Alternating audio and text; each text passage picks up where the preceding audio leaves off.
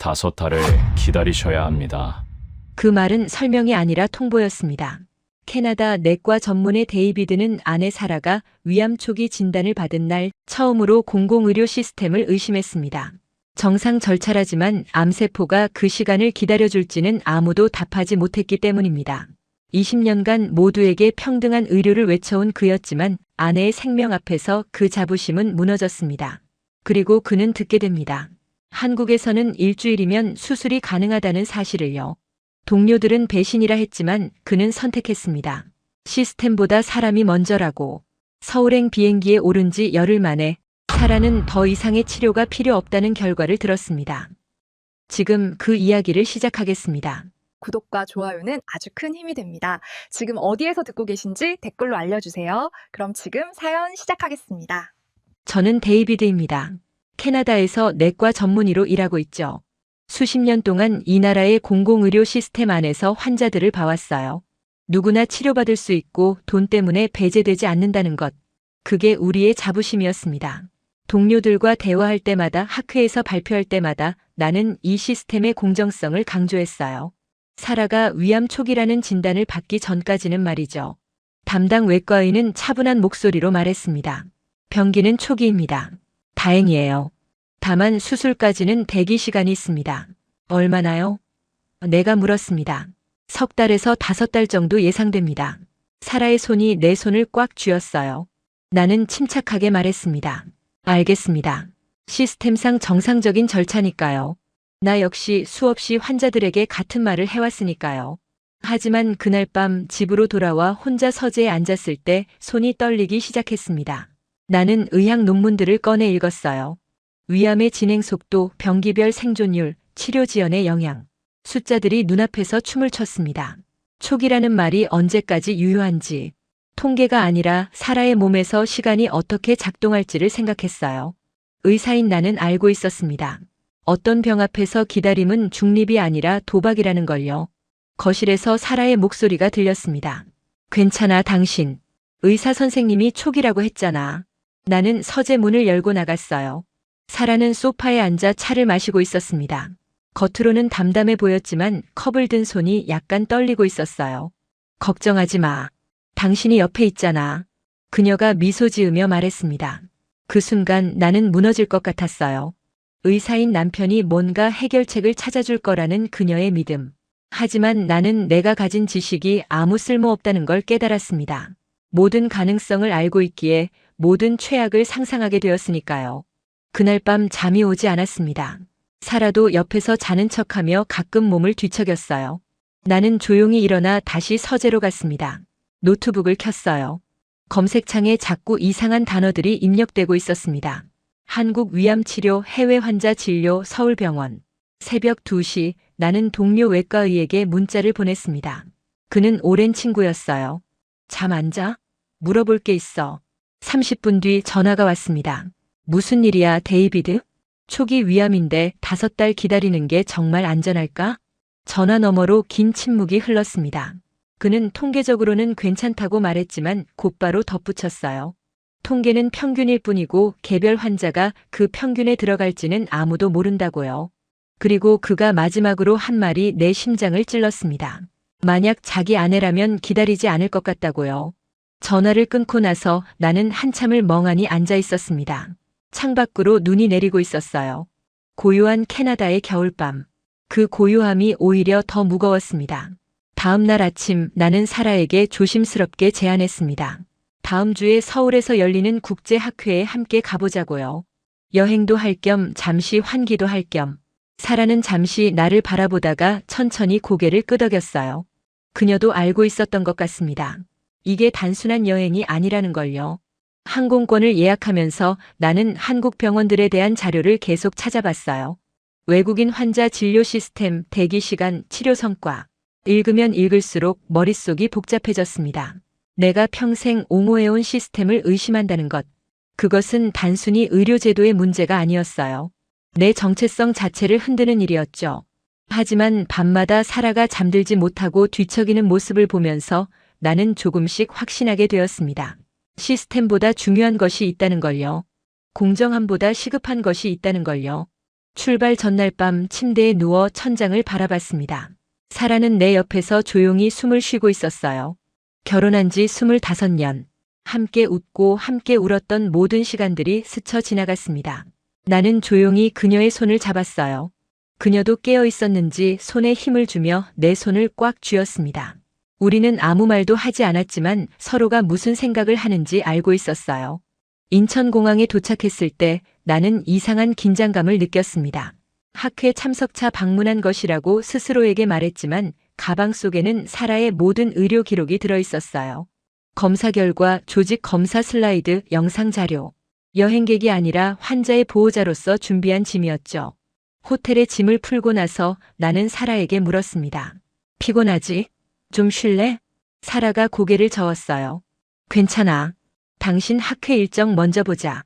하지만 우리 둘 다 알고 있었습니다. 학회는 핑계에 불과하다는 걸요. 나는 노트북을 열어 미리 찾아둔 병원 정보를 꺼냈습니다. 서울의 주요 대학병원 3곳, 외국인 진료센터가 있고 위암 치료로 유명한 곳들이었어요. 첫 번째 병원에 이메일로 문의를 보냈을 때만 해도 답변이 올지 확신하지 못했습니다. 하지만 놀랍게도 다음 날 아침 회신이 와 있었어요. 진료 예약이 가능하며 가져온 자료를 검토한 후 당일 상담이 가능하다는 내용이었습니다. 당일이라니. 캐나다에서는 상상도 할 수 없는 속도였죠. 병원은 생각보다 거대했습니다. 깨끗하고 현대적인 건물, 복잡하지만 체계적으로 움직이는 사람들. 외국인 진료센터 직원은 영어가 유창했고 우리를 친절하게 안내했어요. 대기실에 앉아 있는 동안 나는 주변을 관찰했습니다. 다른 외국인 환자들도 보였어요. 중동에서 온 것 같은 가족, 동남아시아 출신으로 보이는 부부. 모두 우리처럼 자국의 의료 시스템이 아닌 이곳을 선택한 사람들이었죠. 30분 만에 이름이 호출되었습니다. 캐나다였다면 이 정도 대기 시간은 기적에 가까웠어요. 진료실에 들어서자 담당 의사가 우리를 맞이했습니다. 중년의 외과 전문의였고 말투는 조용했지만 눈빛은 날카로웠어요. 그는 우리가 가져온 자료를 꼼꼼히 살폈습니다. 내시경 사진, 조직 검사 결과, CT 영상. 하나하나 확인하는 그의 손놀림이 빨랐어요. 질문도 정확했습니다. 증상이 언제 시작되었는지, 가족력은 어떤지, 다른 기저 질환은 없는지. 나는 의사로서 그의 진료 방식을 관찰하고 있었습니다. 서두르지 않지만 시간을 낭비하지도 않는 태도. 환자를 안심시키려 애쓰기보다는 사실을 정확히 파악하려는 자세. 그것이 오히려 더 신뢰가 갔어요. 15분 후 그가 입을 열었습니다. 추가 검사가 필요합니다. 내시경을 다시 해야 하고 최신 영상도 찍어야 해요. 나는 물었습니다. 언제 가능한가요? 오늘 오후 가능합니다. 오늘 오후. 나는 사라를 바라봤어요. 그녀의 눈빛에서 불안과 안도가 동시에 보였습니다. 빠른 것에 대한 불안, 그리고 기다리지 않아도 된다는 안도. 그날 오후 사라는 검사를 받았습니다. 나는 대기실에서 기다렸어요. 시계를 보지 않으려 애썼지만 자꾸 시간을 확인하게 되었습니다. 캐나다에서라면 이 검사 예약을 잡는 것만 해도 몇 주가 걸렸을 텐데 여기서는 당일에 모든 게 진행되고 있었어요. 검사가 끝나고 사라가 나왔을 때 그녀는 피곤해 보였지만 표정은 차분했습니다. 우리는 다시 진료실로 들어갔어요. 담당 의사는 새로 찍은 영상을 보여주며 설명했습니다. 병변의 위치, 크기, 주변 조직과의 관계. 그의 설명은 간결했지만 명확했어요. 그리고 그가 말했습니다. 수술이 필요합니다. 하지만 조건은 좋습니다. 지금 하면 완치 가능성이 높아요. 나는 숨을 깊이 들이마셨습니다. 언제 수술이 가능한가요? 다음 주 화요일 어떠세요? 다음 주. 캐나다에서 우리에게 주어진 대기 시간은 석 달에서 5달이었습니다. 그런데 여기서는 일주일. 그 차이가 내 머릿속에서 계속 맴돌았어요. 병원을 나서면서 사라가 내 팔을 잡았습니다. 이게 정말 괜찮은 선택일까? 나는 대답하지 못했습니다. 의사로서의 판단과 남편으로서의 두려움이 충돌하고 있었으니까요. 하지만 한 가지는 확실했어요. 여기서는 기다림이 치료의 일부가 아니라는 것. 시간은 환자의 편이지 시스템의 편의가 아니라는 것. 그날 밤 호텔방에서 나는 캐나다의 담당 의사에게 이메일을 썼습니다. 한국에서 치료를 받기로 결정했다고요. 그리고 이해해달라고요. 엔터키를 누르는 손가락이 떨렸습니다. 창밖으로 서울의 야경이 보였어요. 불빛들이 쉼없이 움직이고 있었습니다. 이 도시는 멈추지 않았어요. 기다리지도 않았죠. 그리고 지금 우리도 더 이상 기다리지 않기로 했습니다. 수술 전날 나는 병원 복도를 걸으며 동료에게 전화를 걸었습니다. 데이비드, 정말 그쪽에서 수술 받기로 했어? 전화 너머 목소리에 놀라움이 섞여 있었어요. 그래, 내일 아침이야. 미안하지만 솔직히 말할게. 우리 동료들 사이에서 내 얘기가 나오고 있어. 좋은 쪽은 아니야. 나는 복도 끝 창가에 멈춰 섰습니다. 뭐라는데? 시스템을 배신했다고. 평생 공공의료를 옹호하던 사람이 정작 본인 가족 일이 되니까 돈 들고 해외로 도망갔다고. 그렇게들 말해. 그 말이 가슴을 찔렀습니다. 하지만 예상했던 반응이기도 했어요. 나도 알아. 하지만 5달을 기다릴 순 없었어. 의사로서가 아니라 남편으로서 말이야. 그래도 데이비드, 넌 우리 시스템을 대표하는 사람이었잖아. 이건 배신처럼 보여. 전화를 끊고 나서 나는 한참을 그 자리에 서 있었습니다. 배신. 그 단어가 머릿속을 떠나지 않았어요. 나는 정말 배신자일까요? 아니면 그저 남편일 뿐일까요? 병실로 돌아가니 사라가 침대에 앉아 창밖을 보고 있었습니다. 나는 그녀 옆에 앉았어요. 전화했어? 사라가 물었습니다. 응. 뭐래? 별로 좋게 생각하지 않더라. 사라가 내 손을 잡았어요. 후회해? 나는 고개를 저었습니다. 아니, 후회는 안 해. 다만, 복잡해. 당신이 평생 믿었던 거니까. 그래, 그게 나였으니까. 우리는 한동안 말없이 앉아 있었습니다. 창밖으로 서울의 저녁 풍경이 펼쳐져 있었어요. 수많은 불빛들이 켜지고 있었죠. 사라가 조용히 말했습니다. 미안해, 당신 때문에 이렇게 된 것 같아서. 무슨 소리야? 당신 잘못이 아니야. 하지만 당신 평판보다 당신이 더 중요해. 사라의 눈가에 눈물이 맺혔습니다. 하지만 그녀는 울지 않았어요. 그저 내 손을 더 꽉 쥐었을 뿐이었죠. 그날 밤 수술 전 마지막 검사가 있었습니다. 담당 의사가 병실에 들어왔어요. 그는 차분한 목소리로 수술 계획을 설명했습니다. 복강경으로 진행합니다. 절제 범위는 최소화하고요. 주변 림프절도 확인할 겁니다. 나는 의사로서 질문을 쏟아냈습니다. 합병증 가능성은요? 수술 시간은 얼마나 예상하시나요? 회복 기간은요? 그가 하나하나 답했습니다. 성급하지 않았지만 확신에 차 있었어요. 설명을 들으면서 나는 깨달았습니다. 이 사람은 이 수술을 수없이 해왔다는 걸요. 그리고 기다림 때문에 병이 진행된 환자가 아니라 초기에 잡힌 환자를 주로 봐왔다는 걸요. 궁금한 거 더 있으세요? 그가 물었습니다. 없습니다. 감사합니다. 그가 나가고 나서 사라가 물었어요. 어때? 믿어져? 응, 믿어져. 정말? 정말이야. 이 사람, 실력 있어. 사라가 안도의 한숨을 쉬었습니다. 다행이다. 밤이 깊어갔습니다. 사라는 곧 잠들었지만 나는 잠이 오지 않았어요. 병실 의자에 앉아 창밖을 바라봤습니다. 내일이면 수술입니다. 내가 평생 일했던 시스템이 아닌 다른 나라의 시스템에서요. 배신자라고 불릴 각오를 하고 내린 선택. 하지만 후회는 없었어요. 오히려 확신이 들었습니다. 이게 옳은 길이라고요. 새벽 5시 간호사가 들어와 수술 전 준비를 시작했습니다. 사라가 눈을 떴어요. 시간 됐어? 그녀가 물었습니다. 응, 곧 가야 해. 무섭지? 조금. 나도. 나는 그녀의 손을 꽉 잡았습니다. 괜찮아. 잘 될 거야. 당신이 그렇게 말하니까 믿어져. 수술실로 가는 침대가 움직이기 시작했습니다. 나는 복도 끝까지 따라갔어요. 수술실 문 앞에서 멈춰 섰습니다. 사라가 마지막으로 말했어요. 당신 결정 옳았어. 고마워. 문이 닫혔습니다. 나는 그 자리에 한참을 서 있었어요. 그리고 깨달았습니다. 시스템을 배신한 게 아니라는 걸요. 다만 시스템보다 사람을 먼저 선택했을 뿐이라는 걸요. 수술실 문이 닫힌 후 나는 대기실로 향했습니다. 예상 시간은 3시간에서 4시간. 나는 의자에 앉아 시계를 바라봤어요. 시간이 이렇게 천천히 가는 줄 몰랐습니다. 의사로서 수없이 수술실 밖에서 보호자를 만났지만 이렇게 기다리는 입장이 되어보니 완전히 달랐어요. 1시간이 지났습니다. 나는 복도를 걸었어요. 병원 안을 배회하며 이것저것을 관찰했습니다. 간호사들의 움직임, 의료진의 표정, 시스템의 흐름. 모든 것이 빠르게 돌아가고 있었어요. 하지만 급하지 않았습니다. 준비된 속도였죠. 2시간째 캐나다의 동료에게서 이메일이 왔습니다. 짧은 내용이었어요. 내가 한국에서 수술을 받기로 했다는 소식을 듣고 실망스럽다는 메시지였습니다.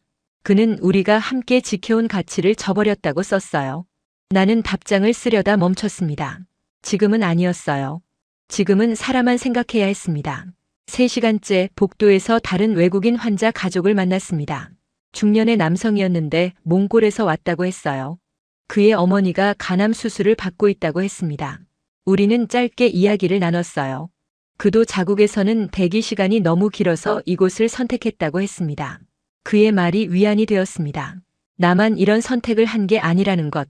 시스템의 한계 앞에서 사람들은 결국 움직인다는 것. 4시간이 다 되어갈 무렵 수술실 문이 열렸습니다.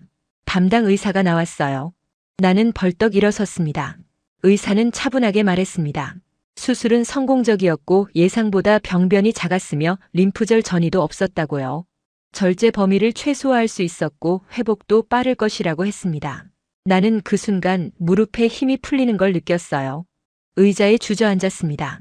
의사가 내 어깨를 가볍게 두드렸어요. 회복실로 이동한 사라는 아직 마취에서 깨어나지 않았습니다. 나는 그녀 옆에 앉아 손을 잡았어요. 따뜻한 손이었습니다. 살아있는 손이었죠. 간호사가 설명했습니다. 1시간 정도 후면 깨어날 것이고 통증 관리는 자동으로 되니 걱정하지 말라고요. 나는 고개를 끄덕였습니다. 사라가 눈을 뜬 건 그로부터 50분 후였습니다. 그녀는 천천히 주변을 둘러보다가 나를 발견했어요. 입술이 움직였지만 소리는 나오지 않았습니다. 나는 그녀의 손을 꽉 쥐었습니다. 괜찮다고 잘 됐다고 걱정하지 말라고 속삭였어요. 사라가 희미하게 미소 지었습니다. 그날 밤 병실로 옮겨진 사라는 대부분 잠들어 있었습니다. 나는 옆 의자에 앉아 그녀를 지켜봤어요. 모니터의 숫자들, 링거의 속도, 호흡의 리듬, 모든 것이 안정적이었습니다. 자정이 지나서 나는 노트북을 열었습니다. 캐나다의 이메일함이 열렸어요. 동료들의 메시지가 몇 개 더 와 있었습니다. 대부분 비슷한 내용이었죠. 실망스럽다, 이해할 수 없다, 우리를 배신했다. 하지만 그중 한 통이 눈에 띄었습니다. 오래된 선배 의사가 보낸 메시지였어요. 그는 짧게 썼습니다.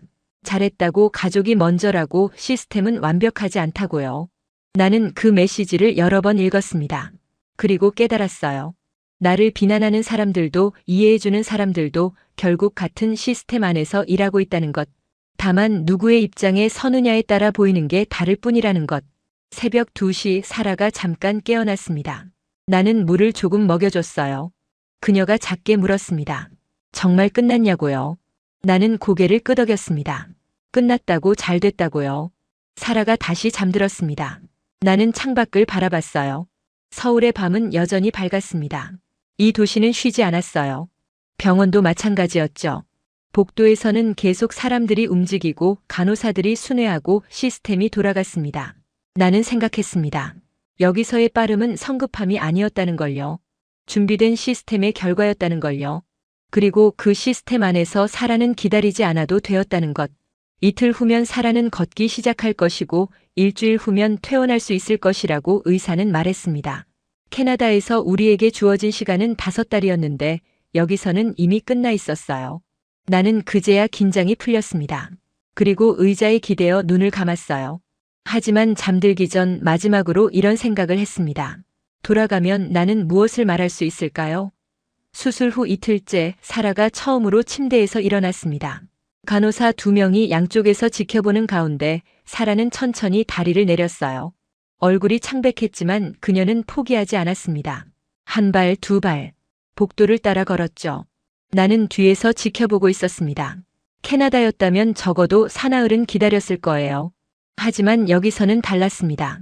빨리 움직이게 하는 것, 그것이 회복의 첫 단계였죠. 사라가 돌아와 침대에 앉았을 때 숨이 가빴지만 눈빛은 달랐어요. 해냈다는 안도감과 자신의 몸이 생각보다 괜찮다는 놀라움. 그 둘이 섞여 있었습니다. 담당 의사가 회진을 돌았습니다. 그는 수술 부위를 확인하고 통증 정도를 물었어요. 그리고 말했습니다. 예상보다 훨씬 빠르게 회복 중이라고요. 이대로라면 닷새 후 퇴원도 가능하다고 했습니다. 닷새. 나는 그 말을 되새겼습니다. 캐나다에서 수술 날짜를 기다렸다면 우리는 아직도 달력을 넘기고 있었을 거예요. 하지만 여기서는 이미 회복 단계에 접어들었습니다. 오후에 물리치료사가 왔습니다. 젊은 여성이었는데 영어가 유창했어요. 그녀는 사라에게 호흡 운동을 가르쳤습니다. 폐 기능을 회복하기 위한 것이었죠. 그리고 간단한 스트레칭도 알려줬어요. 나는 옆에서 지켜보며 메모했습니다. 의사로서의 습관이었죠. 하지만 동시에 남편으로서 기록하고 있었습니다. 사라가 집에서도 할 수 있도록요. 저녁 무렵 영양사가 방문했습니다. 수술 후 식단에 대한 설명이었어요.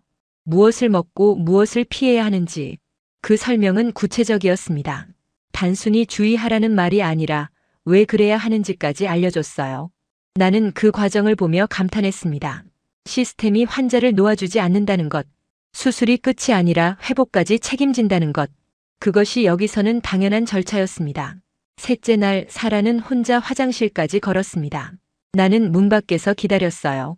혹시 모를 상황에 대비해서요. 하지만 사라는 스스로 해냈습니다. 그날 밤 사라가 말했습니다. 생각보다 괜찮다고요. 무섭긴 했지만 이제는 살 수 있을 것 같다고요. 나는 그녀의 손을 잡았습니다. 아무 말도 하지 않았지만 그녀도 알았을 거예요. 내가 얼마나 안도하고 있는지를요. 넷째 날 나는 병원 카페에서 캐나다의 선배 의사와 영상 통화를 했습니다. 나를 이해해준다고 메시지를 보낸 그 사람이었어요. 그는 물었습니다. 어떠냐고요? 나는 솔직하게 답했습니다. 놀랍다고요. 빠르지만 성급하지 않고 체계적이지만 차갑지 않다고요. 그가 한숨을 쉬었습니다. 그리고 말했어요. 자기도 최근에 비슷한 고민을 했다고요. 환자 한 명이 대기 중에 병이 진행됐고 결국 수술이 훨씬 복잡해졌다고요. 만약 한 달만 일찍 했다면 간단했을 텐데 시스템 때문에 기다려야 했다고 했습니다. 나는 그의 목소리에서 무력감을 느꼈습니다. 우리 시스템의 한계. 공정하지만 때로는 잔인한 그 구조. 우리는 그걸 알면서도 지켜왔습니다. 다른 선택지가 없다고 믿었으니까요. 하지만 지금 나는 다른 선택지를 목격하고 있었습니다. 통화를 끝내고 병실로 돌아갔습니다. 사라는 창가에 서서 밖을 보고 있었어요. 나는 그녀 옆에 섰습니다. 사라가 조용히 말했습니다. 여기 와서 다행이라고요. 만약 캐나다에서 기다렸다면 매일매일이 지옥이었을 거라고요. 나는 고개를 끄덕였습니다. 그리고 속으로 생각했어요. 기다림이 미덕이 되는 건 그것이 치료의 일부가 아닐 때뿐이라고요. 다섯째 날 퇴원 허가가 났습니다. 의사는 일주일 후 외래 방문 일정을 잡아줬어요. 그리고 응급 상황에 대비한 연락처도 줬습니다. 2, 3일 안에 문제가 생기면 즉시 연락하라고요. 짐을 싸면서 나는 이 병실을 둘러봤습니다. 일주일. 우리가 이곳에서 보낸 시간은 고작 일주일이었어요. 하지만 그 일주일이 우리 인생을 바꿨습니다. 병원을 나서면서 사라가 내 팔을 잡았습니다. 걸음은 느렸지만 혼자 걸을 수 있었어요. 택시에 오르며 나는 병원 건물을 다시 한번 바라봤습니다. 그리고 확신했습니다. 이 선택은 옳았다고요. 시스템을 배신한 게 아니라 더 나은 시스템을 선택했을 뿐이라고요. 일주일 후 우리는 외래 진료를 위해 다시 병원을 찾았습니다. 사라의 걸음은 훨씬 안정적이었어요. 호텔에서 병원까지 천천히 걸었지만 중간에 쉬지 않았습니다. 나는 그녀의 회복 속도에 계속 놀라고 있었어요. 의사로서 알고 있던 것과 직접 목격하는 것은 달랐습니다. 책으로 배운 회복 과정과 내 아내가 실제로 회복해가는 모습은 전혀 다른 감동이었죠. 병원 입구에 들어서면서 나는 일주일 전에 우리를 떠올렸습니다. 그때 사라는 휠체어를 타고 있었어요. 지금은 내 팔을 가볍게 잡고 걷고 있었습니다. 그 변화가 믿기지 않았어요. 진료실에 들어서자 담당 의사가 반갑게 맞이했습니다. 그는 수술 부위를 확인했어요. 봉합 상태, 염증 여부, 통증 정도 하나하나 꼼꼼히 살폈습니다. 그리고 말했습니다. 완벽하다고요. 예상보다 훨씬 빠르게 아물고 있으며 합병증 징후도 전혀 없다고요.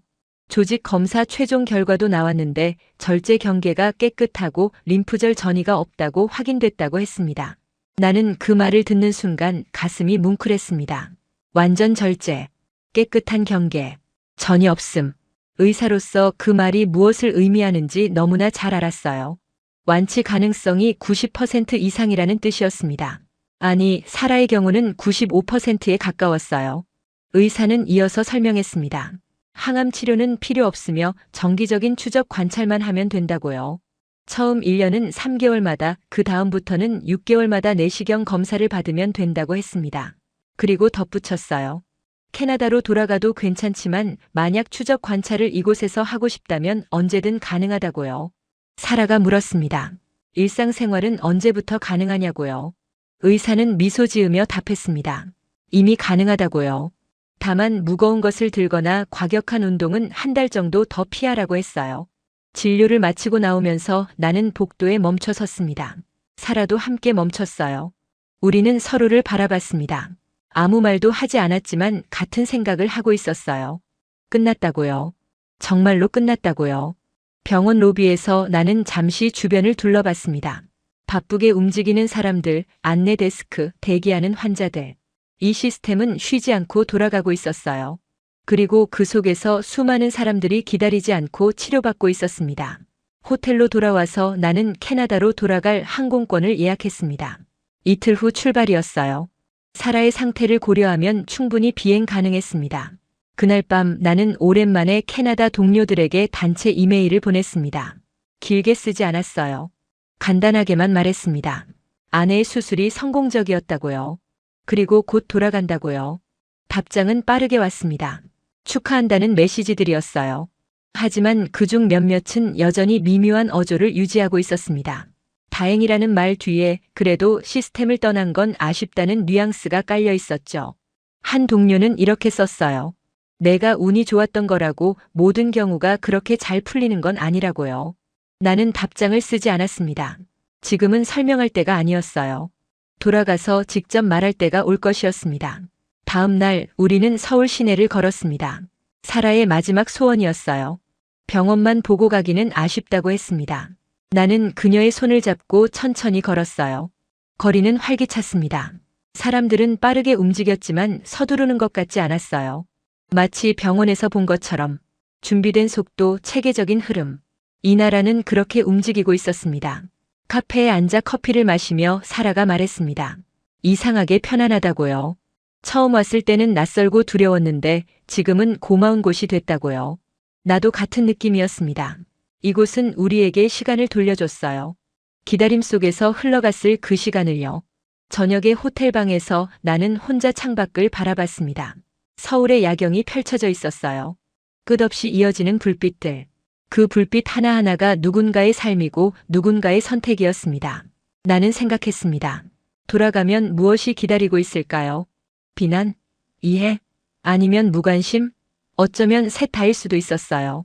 하지만 한 가지는 확실했습니다. 나는 후회하지 않는다는 것. 그리고 이 경험이 나를 바꿨다는 것. 출발 전날 밤 사라와 나는 침대에 나란히 누워 있었습니다. 우리는 말없이 천장을 바라봤어요. 한참 후 사라가 조용히 말했습니다. 고맙다고요. 결정해줘서 고맙다고요. 나는 그녀의 손을 잡았습니다. 그리고 답했습니다. 나야말로 고맙다고요. 함께 이겨내줘서 고맙다고요. 그날 밤 나는 오랜만에 깊이 잠들었습니다. 악몽도 불안도 없었어요. 그저 평온한 잠이었습니다. 다음 날 아침 공항으로 가는 택시 안에서 나는 병원이 있는 방향을 바라봤습니다. 저 건물 안에서 우리의 인생이 달라졌어요. 그리고 깨달았습니다. 의료는 숫자가 아니라 사람이라는 것. 시스템은 수단이지 목적이 아니라는 것. 그리고 때로는 용기 있는 선택이 가장 현명한 선택이라는 것을요. 캐나다에 도착한 건 이른 아침이었습니다. 공항을 나서면서 차가운 공기가 얼굴을 스쳤어요. 익숙한 냄새, 익숙한 풍경. 하지만 뭔가 달라 보였습니다. 내가 달라진 걸까요? 아니면 이곳이 달라진 걸까요? 집으로 돌아와 짐을 풀었습니다. 사라는 피곤해 보였지만 표정은 편안했어요. 장시간 비행이었지만 큰 문제는 없었습니다. 중간중간 일어나 걸었고 물을 충분히 마셨어요. 다음 날 나는 병원으로 출근했습니다. 복도를 걸으며 동료들과 마주쳤어요. 몇몇은 반갑게 인사했지만 몇몇은 어색하게 고개만 끄덕였습니다. 나는 그들의 시선을 느낄 수 있었어요. 호기심, 판단, 그리고 미묘한 거리감. 진료실에 앉았을 때 첫 환자가 들어왔습니다. 60대 남성이었어요. 대장암 의심 소견이 나와서 정밀 검사가 필요한 상황이었습니다. 나는 그의 차트를 보며 물었습니다. 언제 검사 예약이 잡혔냐고요. 그는 한숨을 쉬며 답했습니다. 3달 후라고요. 빨라야 2달 반이라고 했습니다. 나는 그 말을 듣는 순간 서울의 병원이 떠올랐습니다. 거기서는 당일에 검사가 가능했어요. 늦어도 이틀이면 모든 결과가 나왔습니다. 하지만 여기서는 석 달. 그 시간 동안 암은 기다려주지 않습니다. 나는 환자를 안심시키려 애썼습니다. 통계를 말하고 대기 시간이 정상이라고 설명했어요. 하지만 내 목소리는 예전처럼 확신에 차 있지 않았습니다. 점심시간 의사 휴게실에서 동료 몇 명과 마주쳤습니다. 그중 한 명이 물었어요. 한국은 어땠냐고요? 나는 솔직하게 답했습니다. 놀라웠다고요. 빠르고 정확하고 체계적이었다고요. 한 동료가 비웃듯 말했습니다. 그건 돈이 있어서 가능한 거라고요. 우리 시스템은 모두에게 평등하다고 했어요. 나는 잠시 망설였습니다. 그리고 말했습니다. 평등하게 기다리는 것과 적시에 치료받는 것 중 무엇이 더 중요할까요? 휴게실이 조용해졌습니다. 몇몇은 불편한 표정을 지었고 몇몇은 고개를 돌렸어요. 나는 더 이상 말하지 않았습니다. 지금은 때가 아니었으니까요. 오후에 또 다른 환자를 봤습니다. 40대 여성이었어요. 유방암 수술 후 재발 검사가 필요한 상황이었습니다. 그녀는 불안한 얼굴로 물었습니다. 검사는 언제 가능하냐고요? 나는 차트를 확인했습니다. 대기 명단에 이름을 올리면 최소 6주에서 8주 정도 걸린다고 나와 있었어요. 나는 그 숫자를 보며 한참을 멈췄습니다. 환자가 다시 물었습니다. 그렇게 오래 기다려도 괜찮냐고요? 혹시 그 사이에 암이 퍼지지 않냐고요? 나는 대답할 수 없었습니다. 통계적으로는 괜찮다고 말할 수 있었어요. 하지만 사라를 떠올렸습니다. 만약 우리가 5달을 기다렸다면? 만약 그 사이에 병이 진행됐다면? 나는 환자에게 조용히 말했습니다. 만약 여유가 된다면 다른 선택지도 고려해보라고요. 해외 진료도 가능하다고요. 환자는 놀란 표정으로 나를 봤습니다. 의사가 이런 말을 해주리라 예상하지 못했던 것 같았어요. 그날 저녁 집으로 돌아와 소파에 앉았습니다. 사라가 차를 내왔어요. 우리는 마주 앉아 차를 마셨습니다. 사라가 물었습니다. 첫 출근 어땠냐고요? 나는 잠시 침묵했습니다. 그리고 답했습니다. 복잡하다고요. 돌아왔지만 예전 같지 않다고요. 사라가 내 손을 잡으며 말했습니다. 당연하다고요. 우리가 달라졌으니까요. 그날 밤 나는 노트북을 열었습니다. 그리고 글을 쓰기 시작했어요. 내 경험에 대해서요. 왜 한국으로 갔는지, 거기서 무엇을 봤는지, 그리고 무엇을 배웠는지. 글을 쓰면서 나는 깨달았습니다. 이건 단순히 개인적인 선택의 문제가 아니라는 것을요. 시스템에 대한 질문이었습니다. 우리가 지켜온 가치가 정말 옳은 것인지에 대한 질문이었어요. 며칠 후 병원에서 의료진 회의가 있었습니다. 대기 시간 문제를 논의하는 자리였어요. 나는 손을 들었습니다. 그리고 말했습니다. 최근에 해외 의료 시스템을 직접 경험했다고요. 거기서는 대기 시간이 거의 없었고 그럼에도 의료의 질이 높았다고요. 우리도 배울 점이 있다고 말했습니다. 회의실이 술렁였습니다. 몇몇 의사들이 반박했어요. 그건 우리와 다른 시스템이라고 비교할 수 없다고 했습니다. 하지만 한올로 의사가 말했습니다. 들어볼 가치가 있다고요. 대기 시간 문제는 우리도 인정해야 한다고요. 회의는 결론 없이 끝났습니다. 하지만 씨앗은 뿌려졌어요. 집으로 돌아와 사라에게 말했습니다. 오늘 회의에서 내 경험을 이야기했다고요. 사라가 물었습니다. 어땠냐고요? 나는 웃으며 답했습니다. 시작이라고요. 긴 여정의 시작이라고요. 사라가 내 손을 잡았습니다. 그리고 말했어요. 자랑스럽다고요. 그날 밤 나는 달력을 봤습니다. 서울에서 돌아온 지 한 달이 지났어요. 사라의 다음 검진까지는 2달이 남았습니다. 우리는 그 검진을 서울에서 받기로 했어요. 추적 관찰은 시작이 중요하니까요. 창밖으로 눈이 내리기 시작했습니다. 하얀 눈이 조용히 쌓여가고 있었어요. 나는 그 눈을 바라보며 생각했습니다. 변화는 천천히 온다고요. 하지만 반드시 온다고요. 그리고 그 변화의 시작은 한 사람의 용기에서 비롯된다고요. 1년이 흘렀습니다. 사라는 건강했어요. 3번째 추적 검사까지 모두 깨끗하게 나왔습니다. 우리는 약속대로 서울에서 검진을 받았어요. 매번 갈 때마다 그곳의 시스템은 여전히 빠르고 정확했습니다. 캐나다에서 내 입지는 조금씩 바뀌고 있었습니다. 처음에는 배신자 취급을 받았지만 시간이 지나면서 조금씩 달라졌어요. 내가 쓴 글이 의료 저널에 실렸고 몇몇 동료들이 관심을 보이기 시작했습니다. 특히 젊은 의사들이 달랐어요. 그들은 내 경험담을 듣고 싶어 했습니다. 어떻게 결정했는지, 무엇을 봤는지, 그리고 우리 시스템이 배울 점은 무엇인지. 병원 내에서 작은 스터디 그룹이 만들어졌습니다. 해외 의료 시스템을 연구하는 모임이었어요. 나는 그 모임의 일원이 되었습니다. 우리는 한국뿐 아니라 싱가포르, 독일, 일본의 시스템도 연구했어요. 공통점이 있었습니다. 효율성과 접근성을 동시에 달성한 나라들은 기다림을 미덕으로 여기지 않았다는 것. 그들은 적시성을 중요하게 생각했어요. 어느 날 병원 이사회에서 발표 기회가 왔습니다. 대기 시간 개선 방안에 대한 제안이었어요. 나는 한 달 동안 준비했습니다. 데이터를 모으고 사례를 정리하고 실행 가능한 방안을 만들었습니다. 발표 당일 회의실은 가득 찼어요. 병원장을 비롯한 주요 의사들, 행정 책임자들이 모두 참석했습니다. 나는 화면을 켰습니다. 첫 슬라이드에는 간단한 질문이 있었어요. 우리는 정말 환자를 위한 시스템을 만들고 있습니까? 회의실이 조용해졌습니다. 나는 이어갔습니다. 저는 1년 전 제 아내가 위암 진단을 받았을 때 5달을 기다려야 한다는 말을 들었습니다. 초기 암이었지만 시스템상 정상적인 절차였죠. 화면이 바뀌었습니다. 캐나다와 한국의 대기 시간 비교 그래프가 나타났어요. 저는 한국으로 갔습니다. 그리고 일주일 만에 수술을 받았어요. 지금 제 아내는 수술과 병리 결과에서 재발 가능성이 매우 낮다는 판단이 나왔습니다. 만약 우리가 5달을 기다렸다면 결과는 달랐을 수도 있습니다. 몇몇 의사들이 고개를 끄덕였습니다. 하지만 몇몇은 여전히 회의적인 표정이었어요. 나는 다음 슬라이드로 넘어갔습니다. 한국 의료 시스템의 구조, 효율성, 그리고 성과 데이터였습니다. 이건 돈의 문제가 아닙니다. 시스템 설계의 문제예요. 한국은 공공과 민간이 적절히 혼합된 구조로 대기 시간을 최소화했습니다. 우리도 배울 점이 있습니다. 마지막 슬라이드에는 구체적인 제안이 담겨 있었어요. 응급도 분류 시스템 개선, 주말 진료 확대, 민간 협력 강화, 실행 가능한 방안들이었습니다. 발표가 끝나자 질문이 쏟아졌습니다. 비용은 어떻게 할 것인가? 기존 시스템과 충돌하지 않는가? 정말 효과가 있을 것인가? 나는 하나하나 답했습니다. 데이터로, 사례로, 그리고 내 경험으로. 회의가 끝나고 병원장이 나를 불렀습니다.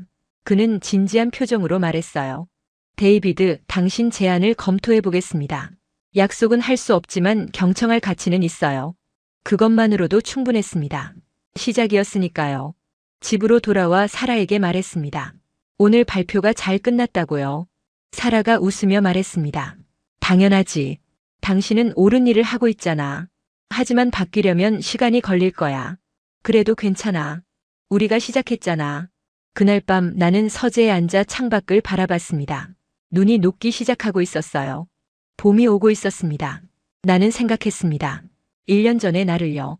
시스템을 맹신했던, 기다림이 공정하다고 믿었던 그 의사를요. 그리고 지금의 나를 봤습니다.